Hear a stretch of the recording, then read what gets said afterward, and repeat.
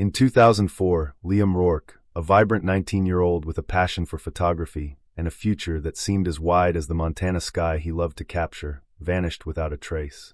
He had told his family he was going for a day hike in the sprawling, untamed forests that bordered the recently decommissioned Fort Jericho, a place of local legend and ghost stories. His car was found parked by a trailhead, a half-empty water bottle on the passenger seat. An extensive search was launched. Police, volunteers, and his older brother, Cade, then a young Army recruit home on leave, scoured the dense woods for weeks. They found nothing. Not a footprint, not a torn piece of fabric, not the camera that was perpetually slung around his neck. The official investigation eventually went cold, the file collecting dust under the unsatisfying conclusion of a probable hiking accident, his body likely lost to the unforgiving wilderness. The mystery became a scar on the community of Northwood, a cautionary tale whispered to teenagers who ventured too close to the old fort. But 20 years later, in the humid heart of a summer afternoon, a discovery made in the decaying skeleton of Fort Jericho would prove the official story was not just wrong, but a carefully constructed lie.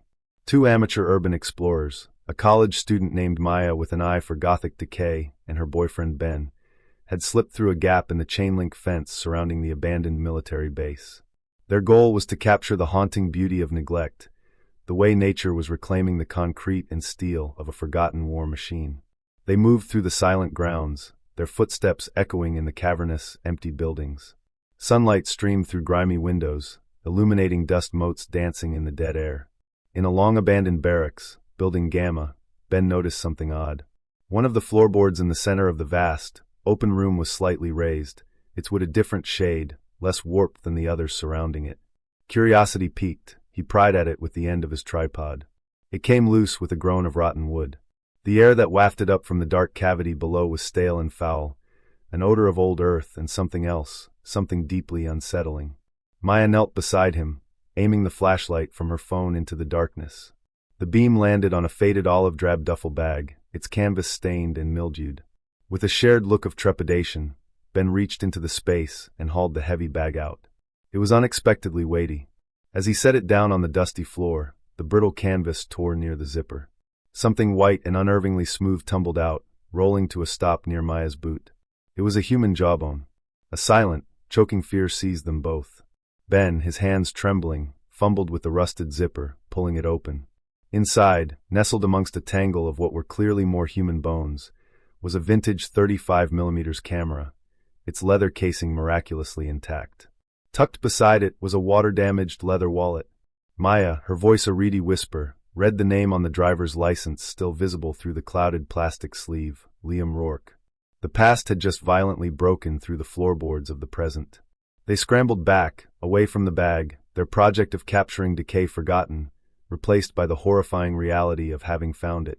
Ben's hands shook so badly he dropped his phone twice before he managed to dial 911, his voice cracking as he tried to explain to the dispatcher that they had just solved a 20-year-old mystery.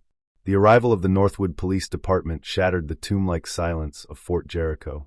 The scene was cordoned off with yellow tape that seemed garishly bright against the muted tones of the decaying base. Detective Miles Carver, a man whose youth was offset by a severe, methodical demeanor, oversaw the operation. He was too young to have been on the force when Liam Rourke disappeared, but he knew the name. It was local folklore. The forensics team worked under the hum of portable generators, their sterile white suits a stark contrast to the grime. They carefully cataloged the contents of the duffel bag. The skeletal remains were confirmed to be those of a single male, consistent with Liam's age and height. They recovered the wallet, the identification confirming what Maya and Ben had discovered. They recovered the camera, which was immediately sent to the state crime lab in the faint hope that the film inside might be salvageable. And then they found the anomaly. Lying at the very bottom of the bag, beneath the bones, was a single object that made no sense. It was a carabiner, but not the cheap aluminum kind a recreational hiker might buy at a sporting goods store. This was a matte black, high-grade steel alloy carabiner with a unique, spring-loaded locking mechanism. It was tactical gear, military grade, and more specifically, the kind favored by elite special operations climbers for its strength and silence. It was utterly out of place. Carver made a note, his pen scratching in the quiet. Anomaly, one non-standard tactical carabiner. He knew this small piece of metal had just changed the entire narrative. A hiking accident was a plausible tragedy. A body deliberately buried in a duffel bag under the floor of a locked military barracks, accompanied by a piece of specialized equipment the victim had no reason to possess, was murder. Back at the station, Carver pulled the original cold case file. It was thin, mostly filled with search grids and interviews that went nowhere. The lead investigating officer, the man who had signed off on the probable accident theory, was Sheriff Frank Thompson, a name that was now synonymous with civic duty in Northwood. After retiring with a chest full of commendations, Thompson had become a beloved local figure, a wealthy philanthropist who chaired hospital fundraisers and sponsored the high school football team. Carver felt a knot of unease tighten in his stomach. The news, when it came, was delivered to the Rourke family by a uniformed officer. For 20 years, they had lived in the gray purgatory of the unknown. The discovery of Liam's remains was both a devastating confirmation of their deepest fear and a brutal, merciful release. The call found Cade Rourke on a secure satellite line, stationed at a forward operating base thousands of miles away. The voice on the other end was his father's, strained and broken. "They found him, Cade. They found Liam." Cade, a master sergeant in the Special Forces, a man forged in the crucible of conflict and trained to suppress all emotion, stood motionless in the sweltering heat. The sounds of the base, the distant whir of helicopter blades, the shouts of his men, faded into a dull roar. The promise he had made to his parents 2 decades ago, a promise to one day find the truth, echoed in his mind. The waiting was over. The grief he had compartmentalized for so long now sharpened into a weapon. He was no longer just a grieving brother. He was an investigator with a very particular set of skills, and he was coming home. The hunt had just begun. Cade Rourke's return to Northwood was a dislocating experience. The town of his youth now felt like a diorama viewed through glass, familiar yet distant. The mountains that loomed over the valley, once a source of wonder, now seemed menacing, a silent accomplice to the secret they had kept for 2 decades. His first stop was the Northwood Police Department, a squat brick building that smelled of stale coffee and disinfectant. He met Detective Carver in a small, windowless interview room. An initial, unspoken tension hung between them. Carver, in his crisp suit, represented the official, methodical world of law enforcement. Cade, in civilian clothes that did little to hide a physique honed by relentless training, was a force of pure, personal conviction. Carver laid out the evidence on the steel table between them. Crime scene photos of the duffel bag, the wallet, the skeletal remains. Cade looked at them with a controlled, chilling stillness, his jaw tight. Then Carver placed the anomalous carabiner into a small evidence tray. "Forensics says it's high-grade tactical gear. Not something you buy at Walmart," Carver said, watching Cade for a reaction. Cade picked it up with a gloved hand. He knew the feel of it instantly. The weight, the balance, the specific tension of the gate's spring. "It's a Petzl P05. The black non-reflective model," Cade stated, his voice flat. "Used by certain SLF units for high-altitude or covert climbing. It's not standard issue. It's specialized, purchased outside of normal channels. Liam wouldn't have had this. He wouldn't have even known where to get it." He placed it back in the tray. This wasn't his. The statement hung in the air, solidifying Carver's own suspicions. The hiking accident theory wasn't just cracked, it was obliterated. "The original investigation was handled by Frank Thompson," Carver said, sliding the old file across the table. "He was the sheriff back then. Now he's Frank Thompson, pillar of the community. I've scheduled a meeting with him. Thought it would be good for you to be there. He might remember something, seeing the victim's brother." Cade's eyes scanned the old report, his gaze lingering on Thompson's signature. A gut feeling, an instinct honed on battlefields where trusting the wrong person meant death, began to prickle at the back of his neck. "Yes," Cade said slowly. "I'd like to talk to Sheriff Thompson. The most crucial piece of evidence, the camera, was still at the lab. They think the film might be viable," Carver offered. "The casing sealed it just enough." Cade nodded, a flicker of something, hope perhaps or dread, in his eyes. He arranged to retrieve it personally once the lab was finished with its analysis. He would take it to a private specialist he knew, someone who worked miracles with damaged film. As he left the station, the world seemed to sharpen. Every face he passed on the street was a potential witness, a potential liar. The town was no longer his home, it was a crime scene, and his brother's ghost walked beside him, demanding answers. Cade's internal monologue was a quiet, relentless series of questions. Why was the body buried there, on a secure military base? Who had access? And why the carabiner? Was it dropped by accident? Or was it left intentionally? A message? A trophy? The questions circled back to one name, Thompson. The man who had controlled the original narrative. The man who had told his grieving family that their son had simply vanished into the woods. The drive to Frank Thompson's estate was a journey into another world. The modest homes of Northwood gave way to winding country roads, manicured fences, and finally, a set of imposing iron gates. Thompson lived in a sprawling modern ranch house with vast windows that looked out over the valley, a king in his castle. Thompson himself greeted them at the door. He was in his late 60s, but possessed a vitality that belied his age. He was handsome, silver-haired, with a handshake that was both firm and warm. He ushered Cade and Carver into a cavernous living room decorated with expensive art and photos of him shaking hands with governors and senators. He projected an aura of unimpeachable respectability. "Detective Carver." "And you must be Cade," Thompson said, his voice laced with practiced sympathy. "I am so deeply sorry for your loss, son. Again, I can only imagine what this new discovery must be putting your family through." Cade met his gaze, his own eyes unreadable. "Thank you, Sheriff. Please call me Frank," he said with an easy smile. "I haven't been sheriff in 15 years. But some cases, they stick with you. Your brother's case was one of those." They sat, and Thompson recounted the original investigation with a sad, wistful tone. He spoke of the desperate searches, the lack of leads, the brutal wilderness. He painted a vivid picture of a dedicated lawman, haunted by his failure to bring a local boy home. "We turned over every rock in that forest," Thompson said, shaking his head slowly. "It was just one of those tragic, inexplicable things." Cade remained quiet, letting Thompson talk. He was observing, analyzing, just as he would a high-value target in a pre-mission briefing. He noted the way Thompson's eyes never quite seemed to settle, the way his smile didn't fully reach them.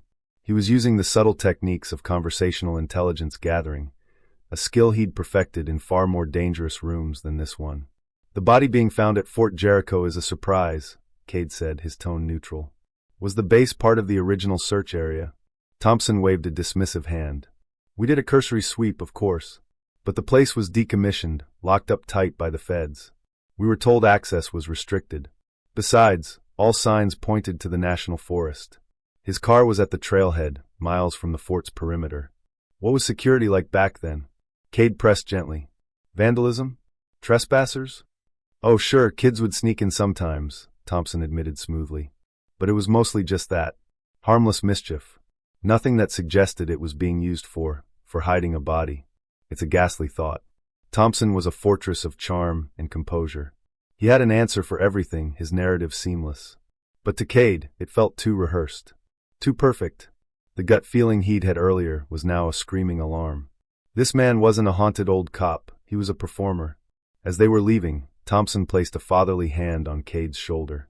"If there is anything I can do, son, any memory I can dredge up that might help, you call me. Day or night." The gesture felt like a violation. Cade simply nodded, his face a mask of stone.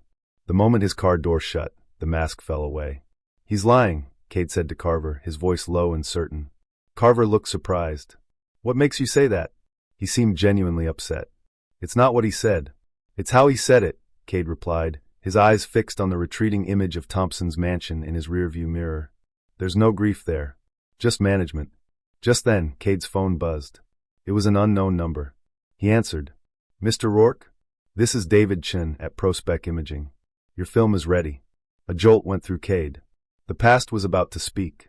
He didn't even say goodbye to Carver, just put the car in drive and sped away, leaving the detective standing in the long shadow of the philanthropist's gate. The truth, whatever it was on that roll of film. The photo lab was a small, cluttered shop in a neighboring town, run by a man who specialized in recovering images from compromised media. David Chun handed Cade a large manila envelope with a solemn expression.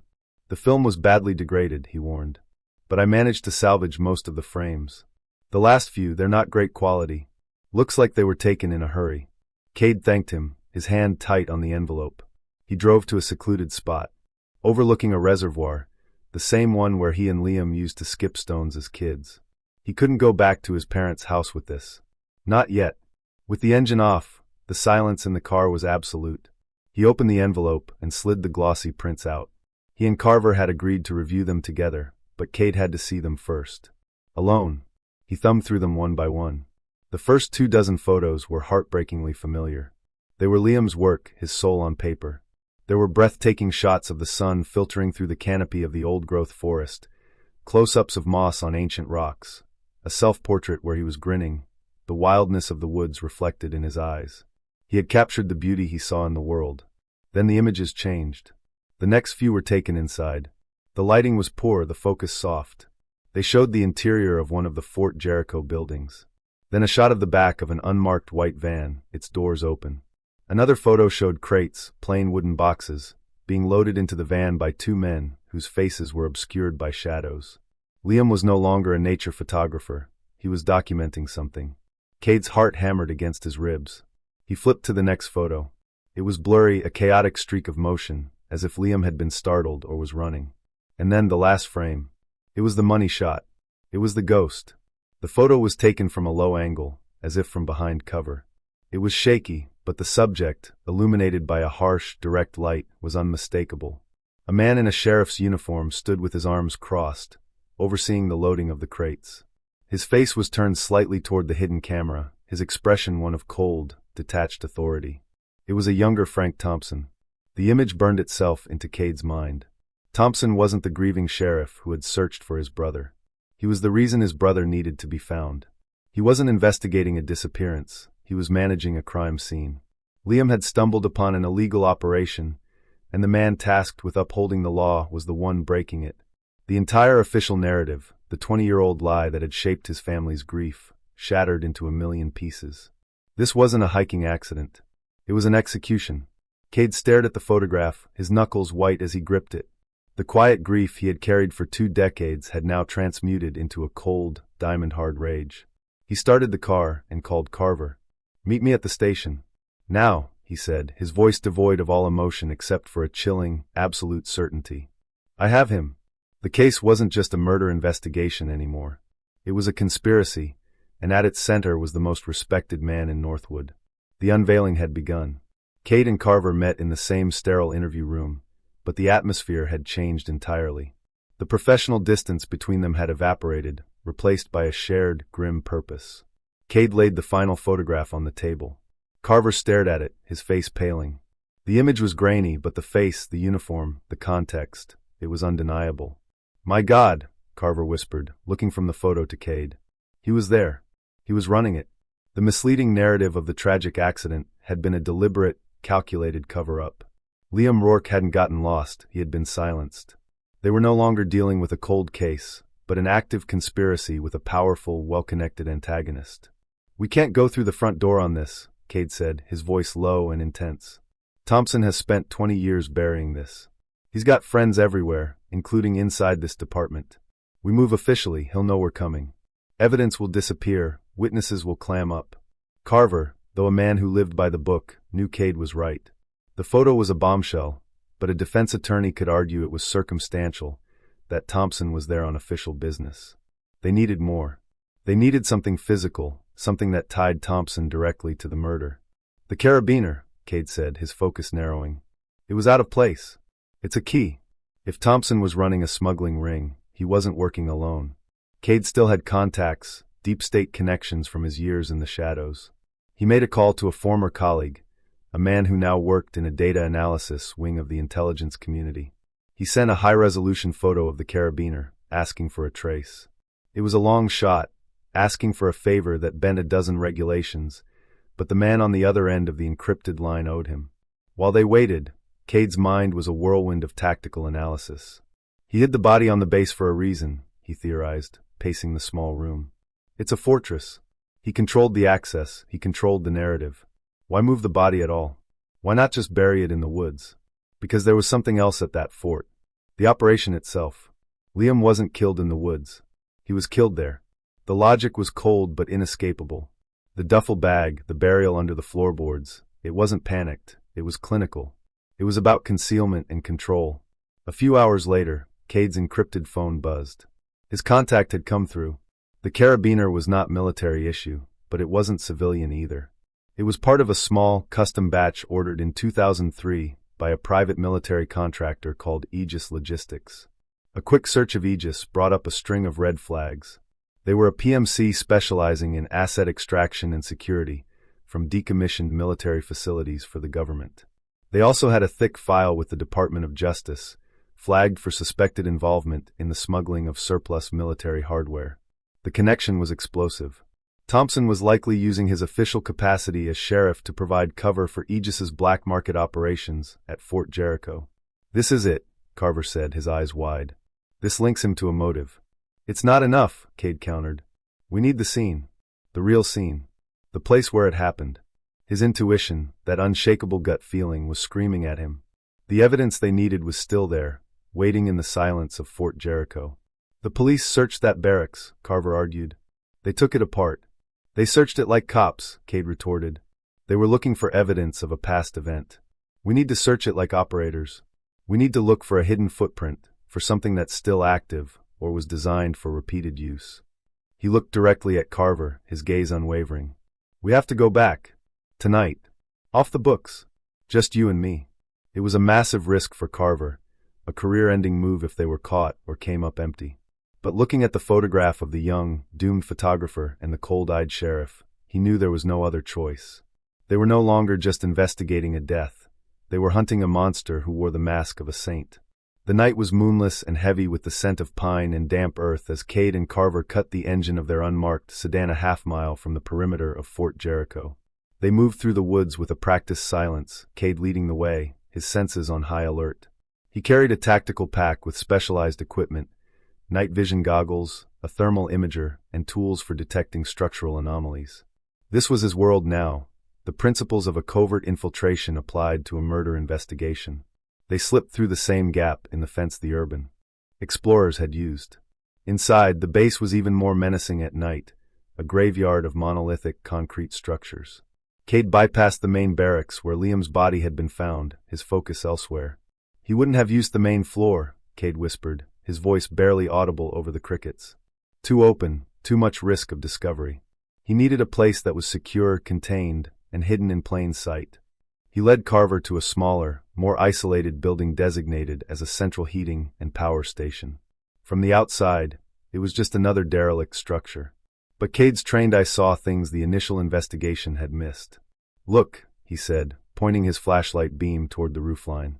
"That ventilation shaft. The metal isn't as corroded as the others. It's newer." He scanned the building's exterior with the thermal imager. A faint, almost imperceptible heat signature emanated from a reinforced concrete wall on the ground floor. There was no power on the base, yet something was generating a trace amount of heat. They found a rusted-shut service entrance. Cade worked the lock with a set of tension wrenches, and it clicked open with a faint metallic sigh. Inside, the air was thick with the smell of oil and ozone. The main room housed giant, silent generators. But Cade was drawn to a small maintenance closet in the far corner. It was empty, save for some discarded rags and a broken chair. It was a dead end. "Nothing here," Carver said, his disappointment palpable. Cade didn't answer. He was running his hands along the back wall, tapping it gently, listening. He pressed on a section of concrete that looked identical to the rest. It didn't move. He took a small, high-powered magnet from his pack and ran it over the surface. It stuck hard in 4 distinct spots. "Metal bolts," he breathed. "It's a false wall." Using a pry bar, they worked the edges. With a low groan of stressed metal, a large section of the concrete wall swung inward, revealing a dark, narrow staircase leading down into the earth. They descended into a sub-basement that was not on any of the base's official schematics. The air was cold, sterile. This was the heart of the operation. The room was lined with empty weapon racks and the remnants of shredded documents. In the center of the floor were the dark stains of oil and something else. Cade followed a thick, insulated power cable that ran from the hidden staircase to a reinforced door at the far end of the basement. He pushed it open. The room beyond was small, no bigger than a walk-in closet. The walls and ceiling were covered in thick, gray acoustic foam. It was a soundproofed room. A cold, clinical, horrifying realization washed over them. This wasn't just a smuggler's hideout. It was an execution chamber. Carver swept his flashlight across the pristine concrete floor. In the corner, almost invisible against the gray, was a glint of brass. He knelt and picked it up with a pair of tweezers. It was a spent .40 caliber shell casing. The standard issue for the Northwood Sheriff's Department in the early 2000s, Carver said, his voice a choked whisper. It was Thompson's service weapon. They had found it. The real crime scene. Liam's tomb. The discovery of the hidden sub-basement and the shell casing transformed the investigation. Carver, now operating with a grim and furious sense of purpose, knew they could no longer keep this contained. The risk of leaks from within the Northwood PD was too high, given Thompson's deep-rooted influence. With Cade's firm insistence, Carver bypassed his immediate superiors and took their findings directly to the State Bureau of Investigation. The meeting was tense. The SBI agents were initially skeptical, listening with impassive faces as Carver laid out the incredible story, a 20-year-old cold case, a respected philanthropist as the prime suspect, a secret smuggling ring, and a hidden execution chamber on a decommissioned military base. Then Cade presented the evidence. The photograph of Thompson at the scene. The traced carabiner linking him to the notorious Aegis Logistics. And finally, the .40 caliber shell casing found in the soundproofed room. The skepticism in the room evaporated, replaced by a cold, hard focus. The SBI took over the case immediately, a wave of quiet, efficient force descending upon Northwood. The investigation, now fueled by state resources, moved with terrifying speed. Search warrants were drawn up in secret. A forensic team was dispatched to the hidden lair at Fort Jericho, confirming it was a kill room and recovering further trace evidence. Simultaneously, a team of forensic accountants began to dissect Frank Thompson's financial history. They quickly found what Cade and Carver had suspected. In late 2004, just months after Liam Rourke's disappearance, Thompson's finances showed a sudden, massive influx of untraceable cash, the seed money that had launched his second act as a wealthy philanthropist. They uncovered a network of shell corporations, all leading back to Aegis Logistics. The net was tightening, each piece of evidence another steel thread pulled taut around Thompson. Thompson, insulated for 2 decades by his reputation and wealth, began to feel the pressure. He wasn't stupid, he had informants and allies everywhere. He heard the whispers of a renewed state-level interest in the Rourke case. He started making calls, leveraging his political capital, attempting to portray the inquiry as a baseless witch hunt, a smear campaign orchestrated by a grieving, unstable brother. One evening, Cade's phone rang. It was an unknown number, but he knew who it would be. "Cade, my boy, it's Frank Thompson." The voice was smooth, drenched in false concern. "I'm hearing some disturbing things. Rumors that this new detective is letting his imagination run wild. I want you to know I'm on your side. We'll get to the bottom of this." It was a threat veiled as comfort, a predator testing the fences. "Is that so, Frank?" Cade replied, his own voice dangerously calm. He was standing in the SBI command center, a whiteboard behind him covered in photos and timelines, all pointing to the man on the other end of the line. "I appreciate your concern. This Detective Carver seems to have a grudge," Thompson continued, his tone shifting slightly, a harder edge creeping in. "People can get hurt when they go chasing ghosts. Reputations can be ruined. It would be a shame to see your family's tragedy exploited like this." It was a classic intimidation tactic, designed to make Cade second-guess himself, to make him back down. But Thompson wasn't dealing with a grieving civilian. He was talking to a man who had faced down warlords and terrorists. "The only thing I'm interested in is the truth, Frank," Cade said, letting a beat of silence hang in the air. "And it's coming. For everyone involved." He ended the call. The game was over. Thompson knew they were coming for him. The only question left was how he would react when finally cornered. The order came down at dawn. Warrants were served simultaneously on Thompson's home, his foundation's offices, and the homes of several known associates linked to Aegis Logistics. The SBI, moving with tactical precision, breached the iron gates of Thompson's estate. But he wasn't there. The house was empty, a half-finished cup of coffee still warm on the kitchen counter. He had run. Carver looked at Cade, a flash of frustration in his eyes. Where would he go? Cade didn't hesitate. His gut, his intuition, the same instinct that had guided him to the truth all along, gave him the answer. There was only one place. A place of power, a place of sanctuary, the heart of his secret kingdom. He went home, Cade said. Fort Jericho. A convoy of unmarked SBI vehicles sped towards the abandoned base, sirens silent. They didn't storm the main entrance, but instead converged on the heating and power station, the site of the hidden lair. As they approached, they saw it. A black SUV was parked near the building, poorly concealed behind a crumbling wall. Cade, Carver, and a team of SBI agents moved in, weapons drawn. They descended the hidden staircase into the sub-basement. The air was acrid with the smell of smoke. Frank Thompson was there, standing over a large metal barrel, feeding stacks of documents into a roaring fire. He was destroying the last of his ledgers, the paper trail of his 2-decade criminal enterprise. He looked up as they entered, his face not one of fear, but of pure, undiluted fury. He was cornered, the benevolent mask he had worn for so long finally ripped away, revealing the monster beneath. He held a pistol in his hand, but he didn't raise it. This wasn't going to be a shootout. It was a reckoning. You just couldn't leave it alone, could you? Thompson snarled, his eyes locking onto Cade. That was always your family's problem. Too damn curious. The standoff was thick with a silence that felt heavier than sound. It was Cade who broke it, his voice low and steady. Tell me why, Frank. Liam. Why? Thompson let out a short, bitter laugh. It was a sound completely devoid of humor. The final act had begun, and he seemed almost eager to play his part. This was the moment of the confession. He lowered the gun, placing it on a nearby crate. His posture changed, becoming almost professorial as he began to speak, his voice cold and clinical. It was business. Simple as that, he began, his tone matter-of-fact. This base was a gold mine. The government paid Aegis to dispose of surplus equipment. We disposed of it, all right, into the hands of the highest bidders. Guns, communications gear, night vision. I provided the security, the cover. I got a piece of everything. It was a perfect system. He paused, looking directly at Cade. And your brother, the little artist, he just had to wander off the path. He saw the van. He saw the crates. He saw my face. He got a picture of my face. The confession was chilling in its lack of emotion. Thompson recounted the events of that day, as if describing a logistical problem. My men grabbed him.